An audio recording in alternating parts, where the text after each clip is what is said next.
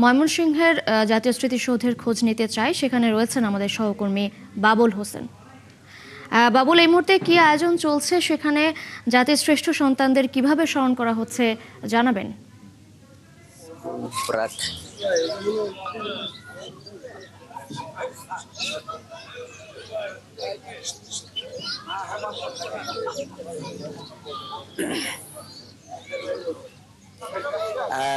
সকাল থেকে আসলে সূর্যোদয়ের সাথে সাথে এই নগরীর পাটগুদাম ব্রহ্মপুত্র ব্রিজ মোড়ের যে স্মৃতিস্তম্ভ রয়েছে সেখানে শহীদদের স্মৃতির প্রতি ফুল দিয়ে শ্রদ্ধা নিবেদন যেটি শুরু হয়েছিল এখনো সেটি অব্যাহত রয়েছে।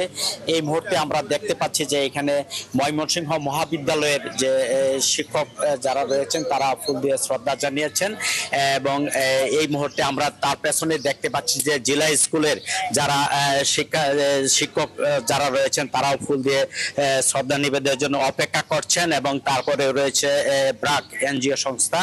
এর আগে দিবসের শুরুতে আমরা যেটি দেখেছি বিভাগীয় কমিশনার ফারাজ সাম্মি প্রথমে বীর শহীদদের স্মৃতির প্রতি ফুল দিয়ে শ্রদ্ধা জানিয়েছেন। এরপরে ময়মনসিংহ ৪ সদর আসনের সংসদ সদস্য আবু হাব আকন্দ ওয়াহিদ তিনি ফুল দিয়ে শ্রদ্ধা জানিয়েছেন।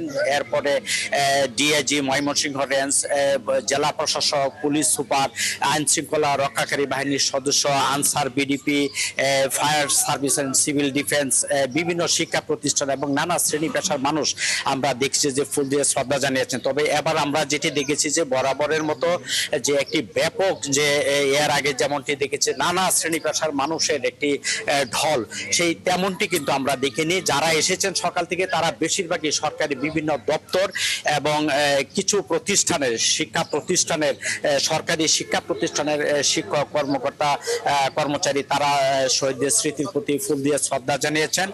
দিনের অন্যান্য কর্মসূচির মধ্যে রয়েছে সার্কিট হাউস মাঠে, স্টেডিয়াম মাঠে সেখানে শিশু কিশোরদের শারীরিক কসরত এবং কুচকাওয়াজ অনুষ্ঠিত হবে।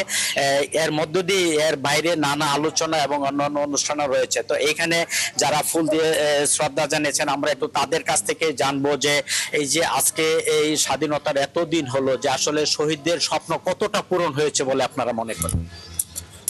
ধন্যবাদ আপনাকে। আজকে মহান স্বাধীনতা দিবসে আমি বীর শহীদদের প্রতি গভীর শ্রদ্ধা নিবেদন করছি। আমাদের স্বাধীনতার যে জন আকাঙ্ক্ষা সেটা এখনো পূরণ হয়নি। তা আমি আশা করব অদূর ভবিষ্যতে আমাদের মুক্তিযুদ্ধের যে চেতনা ছিল মুক্তিযুদ্ধের চেতনার উন্মেষ ঘটবে এবং বাংলাদেশ একটা অসাম্প্রদায়িক রাষ্ট্রে পরিণত হবে। সেখানে সকল দল মত নির্বিশেষে বিভিন্ন ধর্ম বর্ণের লোকগুলো একটা একীভূত বাংলাদেশ, যেটা আমাদের স্বাধীনতার মৌলিক চেতনা ছিল, সেটা বাস্তবায়িত হবে। ধন্যবাদ আপনাকে।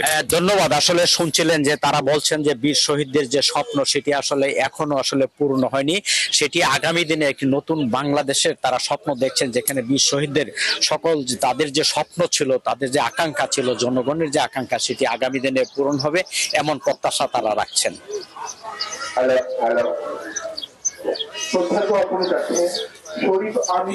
উপলক্ষে বিভিন্ন আয়োজন নিয়ে জানাচ্ছেন আমাদের সহকর্মী বাবুল হোসেন ময়মনসিংহ থেকে।